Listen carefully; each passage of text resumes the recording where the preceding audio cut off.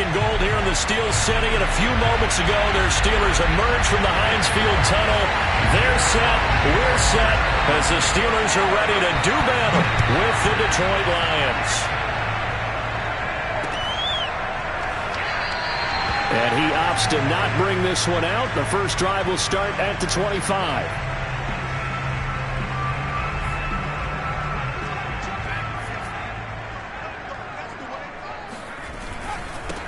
And they'll run for the first time with Najee Harris.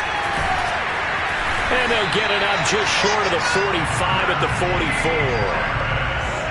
Oh, that's a very good run there by Najee Harris, who can take it inside. He can get to the perimeter. He can do it all with his build and his speed. This is a guy coming out of Alabama who did everything for the Crimson Tide. That's why Pittsburgh took him in the first round. Last in the league in rushing as a team last year were the Steelers. They're expecting Harris to kickstart their running game. After the pickup of 5, here's 2nd and 5. A run with Harris out of the shotgun.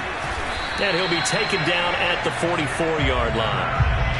Well, I think that's what they're going to need to do here in the first half. You've got to take some pressure off of this young quarterback, and no better way to do it than to establish the running game early. So the ball moves into Lion territory now. Here's 1st and 10 at the 44-yard line. Now the pass finding its way to the hands of Eric Ebron. And brought down, but able to get it to their 30-yard line. Nice methodical opening drive here. They're already into field goal range. They're in a good spot. You know that people like to take a shot in this part of the field. But at the same time, as methodical as they've been, they might want to run the ball a little bit here too. And just on the outskirts of the red zone, they have options now. Either way, though, they've come out with a purpose. Oh, and now some space to operate. And still fighting. And he's in. Touchdown, Steelers. Chris Boswell now for the extra point.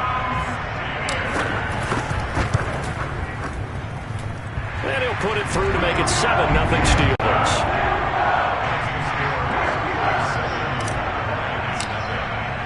Boswell now to kick it away after the touchdown. And that one will bounce out of the back of the end zone, so we will start here at the 25.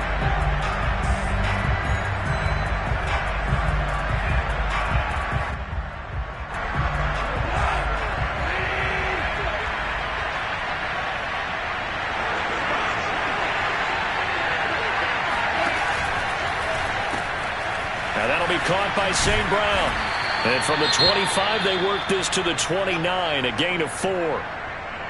We'll see what kind of mindset they have here offensively after giving up the touchdown on the opening drive. And based on our time with them, prior to this game, I feel like they've got a good mindset going in. In fact, the discussion that we had with the coaching staff was, we may give up some points in this game, so our offense has to be ready each and every time to either equal or try and get us ahead and try and keep us ahead. This is their chance to respond to that first touchdown given up. And they get him down, but not before he takes it across the 40-yard line.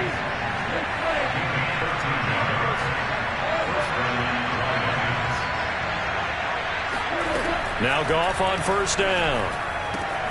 Open man, he's got him, the tight end Hockenson. They'll contain him to just 4. 2nd down. I think defensively you're okay with that. Here in the first quarter, he's going to get some catches, but they rallied to him quickly. And that's what you count on, and I like what you just said. First quarter, can you do it all game long? They catch it, you tackle it, they go down on the spot. Because when you're able to do that and you don't give up big chunks of yardage after the catch, now you put the offense in a position where every series they have to work hard to pick up first downs, and you tend to stall them out when you do that. And down to the 20 he'll go before heading out of bounds. A big play that time on the catch and run. This is what made the West Coast offense a staple around the NFL in the 80s and 90s. You don't have to push the ball deep downfield to come up with big plays, and there's an example of that right there.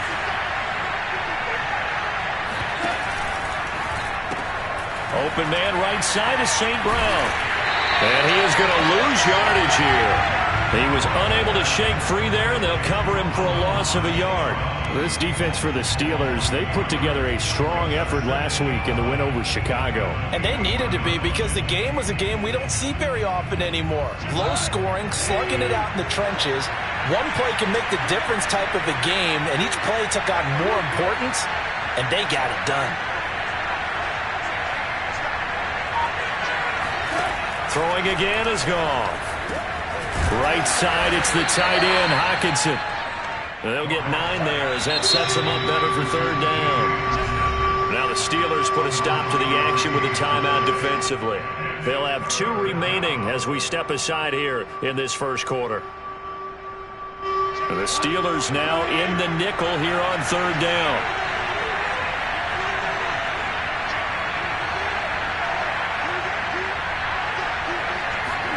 Now Goff taps this forward. That's a jet sweep. And he will score. Touchdown, Lions.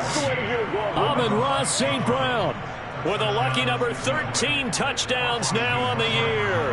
And the Lions are an extra point away from tying this thing up. Extra point by Seibert, up and good. And that will tie our score here in this opening quarter of play. Each team's had it. Each team has scored. 7-7 here as the kick's away. Well, from deep in the end zone, he's going to bring this out. And he will be brought down here inside the 20. Good coverage as he's dropped at the 17.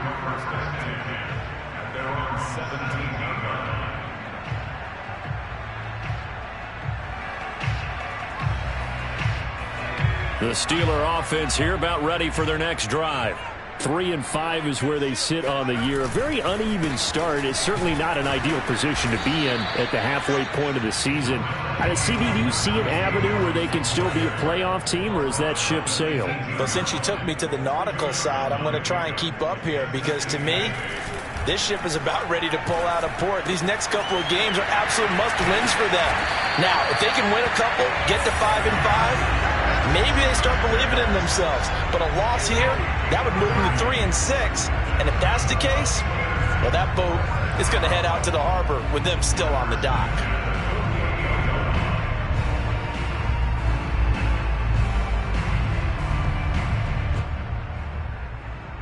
The big play has them all the way out near midfield for a 1st and 10.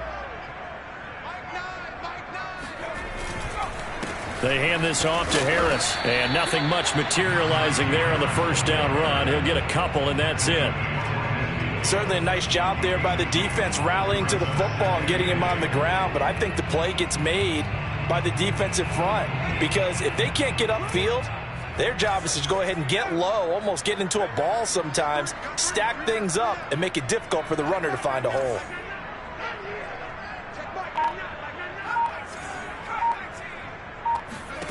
From the midfield stripe, they'll look to throw. And it's a fumble. And this is scooped up by the Lions. And his guys are going to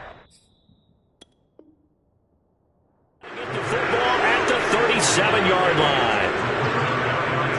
The Lions offense ready to kick off their next drive. 4-4 their record through 8 games on the season.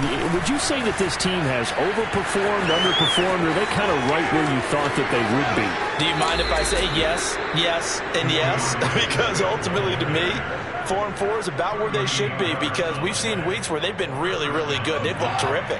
Other weeks where we wondered just how good is this team. They want to be consistent in their play, not consistently inconsistent, which is what they've been thus far. Throwing on first down, but this one winds up to be incomplete. Certainly appeared to take away his first read, and by the time he tried to look elsewhere and find an open target, the coverage was too good. That one falls incomplete.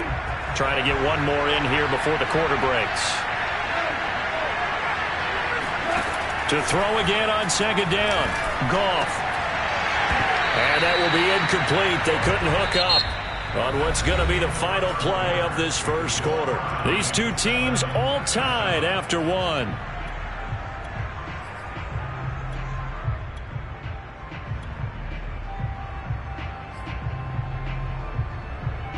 So now 3rd and 10, a big play to start the drive, but nothing since.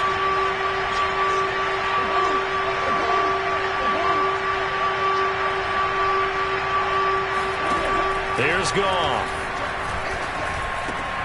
He'll get this one to the Golden Domer, St. Brown. And he'll be stopped short of the first down right around the 18-yard line. Now the Steelers use the second of their 3 timeouts. So as they take it over, we step aside. And no field goal try here from the red zone. Offense out there. They'll go for it on 4th. They go ahead and snap it. Goff. Rifles one, and that's going to be intercepted. Picked up by Janoris Jenkins. Well, they were in a great position to take the lead, Charles. Obviously, all they needed was a field goal to do that. They wanted the touchdown. Unfortunately, they're going to get neither. And you know every offense talks about the same thing each week, don't they, Brandon?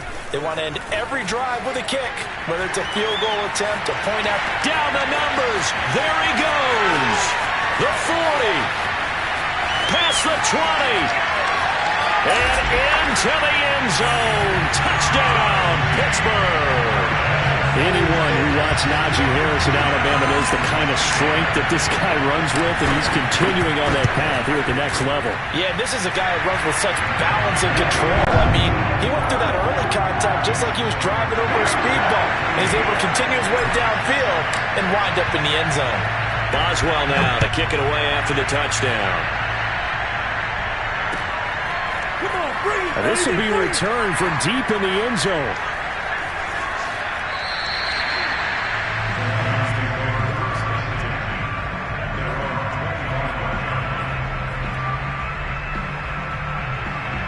The Lions offense ready to kick off their next drive. And the interception thrown in the red zone last time. We'll see if they can rebound. I just have to think the last thing he said as they went back out there was, don't do that again. What do you think? What do you think? Yeah, I think that. I think that not only did he say that, but he also told him, let's put it in the end zone that it's supposed to be in, all right? The end zone we're trying to score. I know we're being a little bit facetious here, but the bottom line is take care of the football, and everything else should flow from there. Quick lesson, never ask the play-by-play guy a question. Hey, you're my partner. I know you're right there with me. Line of scrimmage, the 37 on 1st and 10. Goff now looking to throw. And that's out to the flat for Swift. And that play is blown up, losing yardage back at the 35. He was unable to shake free there, and they'll cover him for a loss of a yard. 2nd and 11 now. To the air again, Goff. Into a sea of defenders and intercepted. Picked off by Janoris Jenkins.